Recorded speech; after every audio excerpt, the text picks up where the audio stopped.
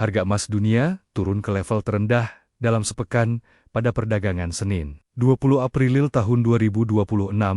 Di tengah meningkatnya ketegangan antara Amerika Serikat dan Iran, tekanan terhadap emas dipicu penguatan USD, serta kenaikan imbal hasil obligasi pemerintah Amerika Serikat. Harga emas spot tercatat melemah tipis ke kisaran USD 4.820 per troy ons. Setelah sempat menyentuh level terendah sejak 13 April, penguatan indeks dolar Amerika Serikat dan naiknya imbal hasil obligasi tenor 10 tahun membuat daya tarik emas sebagai aset tanpa imbal hasil semakin berkurang. Ketegangan geopolitik kembali memanas. Insiden penyitaan kapal kargo Iran oleh Amerika Serikat yang memicu ancaman balasan dan meningkatkan ketidakpastian pasar. Kondisi ini turut mendorong kenaikan harga minyak serta mengganggu jalur pelayaran di Selat Hormuz. Analis menilai prospek emas dalam jangka pendek cenderung negatif, seiring potensi suku bunga global yang tetap tinggi dan tekanan inflasi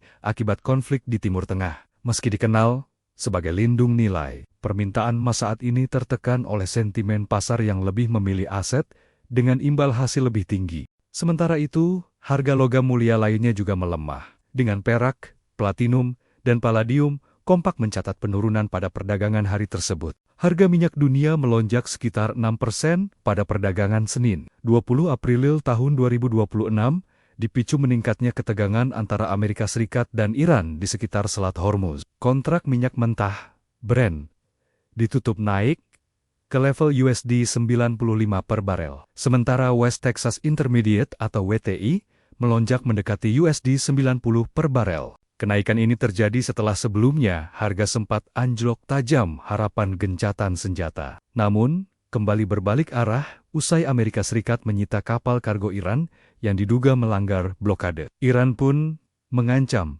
akan melakukan pembalasan, sehingga memicu kekhawatiran pasar terhadap potensi konflik kelanjutan. Seiring mendekatnya batas akhir gencatan senjata 2 pekan, peluang perundingan damai antara kedua negara menjadi semakin tidak pasti. Presiden Amerika Serikat, Donald Trump, bahkan menyatakan belum tentu akan memperpanjang gencatan senjata, meski blokade tetap diberlakukan. Di sisi lain, lalu lintas pelayaran di Selat Hormuz, jalur vital yang mengangkut sekitar 1/5 pasokan energi dunia masih terganggu signifikan. Kondisi ini memperkuat kekhawatiran pasar terhadap pasokan global dan mendorong harga minyak naik. Analis menilai, selama konflik tidak berkembang menjadi perang skala penuh, harga minyak berpotensi bergerak fluktuatif. Namun, ketidakpastian yang tinggi dan terganggunya distribusi membuat harga sulit kembali ke level sebelum konflik dalam waktu dekat.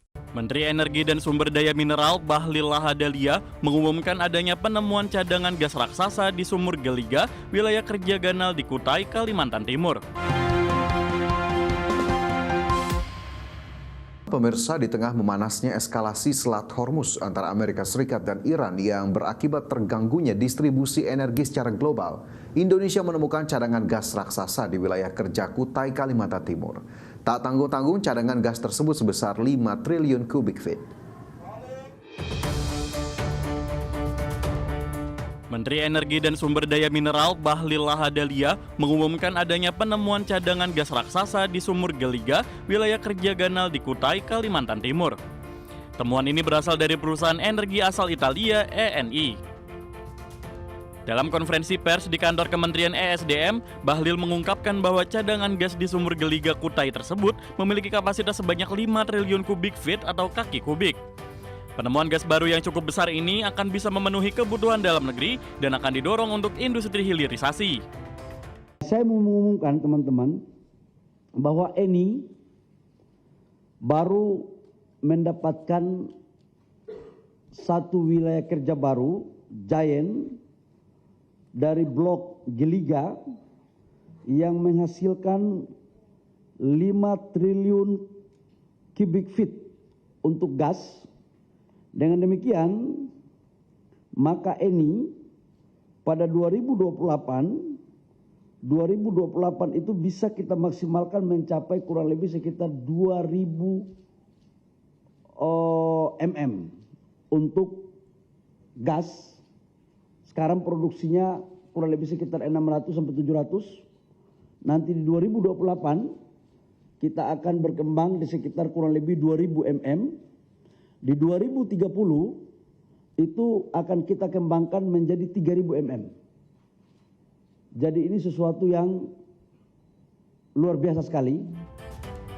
Selain gas, Bahlil juga mengatakan akan ada potensi kondensat sekitar 300 juta barel setara minyak atau barrel oil equivalent BOE. Di mana untuk kondensat pada 2028, produksi kondensat sebesar 90.000 barel per hari. Dan di 2029 hingga 2030 diproyeksikan bertambah menjadi 150.000 barel per hari. Dari Jakarta, Adi Firmansyah, IDX Channel.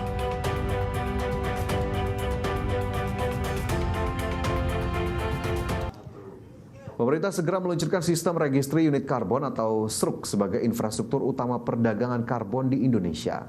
Perdagangan karbon dipastikan menjadi salah satu instrumen penting untuk menutup kesenjangan pendanaan iklim yang masih besar, baik di tingkat global maupun domestik. Pemerintah segera meluncurkan sistem registry unit karbon atau SRUK sebagai infrastruktur utama perdagangan karbon di Indonesia. Pemerintah mengajak para pengembang proyek karbon untuk segera beradaptasi dalam tahap uji coba guna memastikan sistem berjalan optimal saat resmi diluncurkan.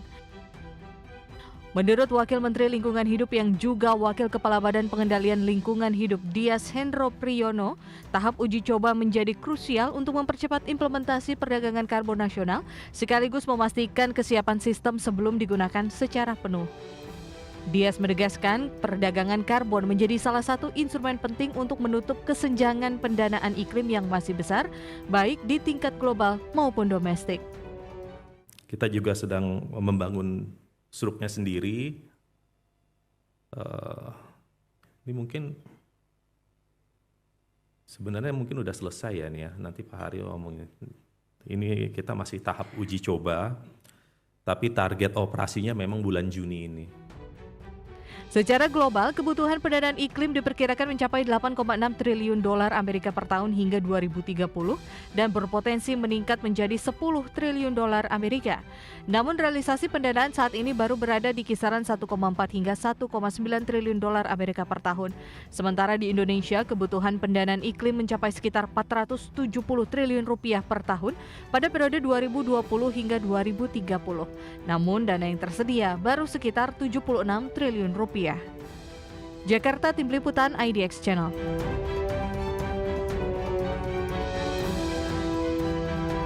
Pemirsa, Dana Moneter Internasional atau IMF baru-baru ini menurunkan proyeksi pertumbuhan ekonomi Indonesia pada tahun 2026. Lembaga internasional ini memperkirakan pertumbuhan ekonomi Indonesia akan berada di level 5% pada tahun 2026, di mana angka ini lebih rendah dari perkiraan sebelumnya di level 5,1%. International Monetary Fund atau Dana Moneter Internasional IMF memperkirakan pertumbuhan ekonomi Indonesia akan berada di level 5% pada 2026. Angka tersebut lebih rendah dari perkiraan sebelumnya sebesar 5,1%. Perkiraan pertumbuhan ekonomi tersebut tertuang dalam laporan World Economic Outlook atau WEO edisi April 2026. Di mana pemangkasan proyeksi pertumbuhan ekonomi Indonesia dikarenakan turut terdampak perang Amerika Serikat dan Iran yang mengerek harga-harga komoditas termasuk energi. IMF melaporkan bahwa perekonomian di seluruh dunia menghadapi dampak buruk melalui pengaruh langsung dari kenaikan harga komoditas. Di kawasan Asia Tenggara, Vietnam diproyeksikan mencatat pertumbuhan ekonomi tertinggi yakni 7,1% pada 2026. Kemudian disusul Indonesia dan Malaysia yang diproyeksikan tumbuh 5% dan 4,7%. Sementara itu dalam skenario dasar atau baseline, IMF mengingatkan adanya risiko skenario yang lebih buruk apabila konflik berlangsung lebih lama dan semakin intens. Kemudian dari sisi global, IMF memperkirakan pertumbuhan ekonomi dunia akan melambat menjadi 3,1% pada 2026 dari pertumbuhan 3,4% pada tahun 2025. Pelambatan ini terjadi di tengah kenaikan harga komoditas energi, khususnya minyak mentah yang diperkirakan melonjak hingga 21,4% akibat gangguan produksi dan distribusi di kawasan Timur Tengah dengan rata-rata harga mencapai $82 Amerika per barel. IMF melihat kondisi ini semakin memperburuk ketimpangan antar negara, di mana negara berpendapatan rendah yang bergantung pada impor energi diperkirakan akan terdampak lebih berat akibat lonjakan harga dan pelemahan nilai tukar. Sementara negara pengekspor energi cenderung lebih diuntungkan. Dari Jakarta, IDX Channel.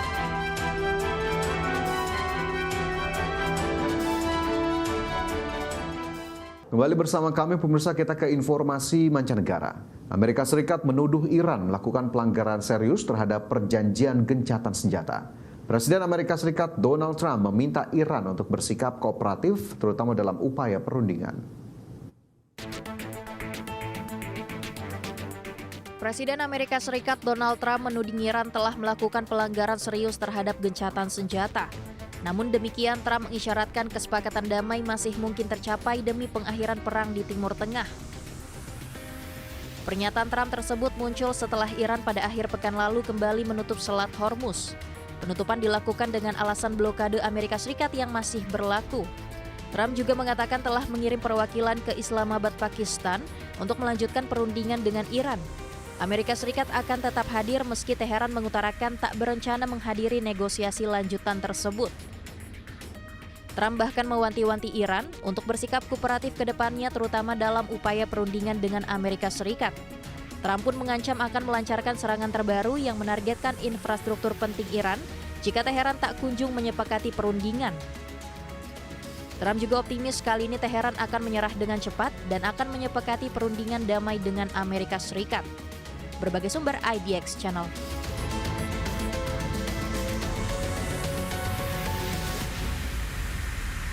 Iran memberi sinyal tidak akan melanjutkan perundingan pengakhiran perang yang dijadwalkan pada pekan ini. Iran menilai Amerika Serikat telah melakukan tindakan kontraproduktif yang bertentangan dengan upaya pengakhiran perang.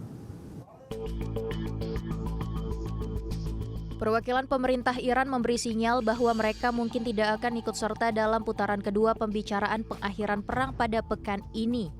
Ancaman tersebut mengemuka seiring langkah Amerika Serikat yang tetap memberlakukan blokade laut. Media pemerintah Iran mengutip pernyataan anggota tim negosiasi negara tersebut yang mengatakan tidak ada prospek yang jelas dalam kelanjutan negosiasi pengakhiran perang antara Iran dan Amerika Serikat. Anggota tim negosiasi juga membantah rencana untuk berpartisipasi dalam pembicaraan yang dijadwalkan pada pekan ini. Perwakilan pemerintah Iran menyebut tindakan Amerika Serikat yang berlebihan, tuntutan yang tidak masuk akal dan tidak realistis, hingga berlanjutnya blokade laut yang dianggap sebagai pelanggaran perjanjian gencatan senjata, menunjukkan langkah kontraproduktif Amerika Serikat dalam upaya pengakhiran perang. Sementara itu, Iran yang menutup Selat Hormuz pekan lalu setelah membukanya di tengah gencatan senjata, menetapkan aturan biaya baru dan mengatakan parlemen sedang berupaya untuk mengesahkan undang-undang untuk mengatur Selat Hormuz termasuk melarang kapal-kapal yang berafiliasi dengan Israel. Dan kapal-kapal dari negara-negara musuh tidak akan diizinkan untuk lewat tanpa izin dari Dewan Keamanan Nasional tertinggi. Berbagai sumber IDX Channel.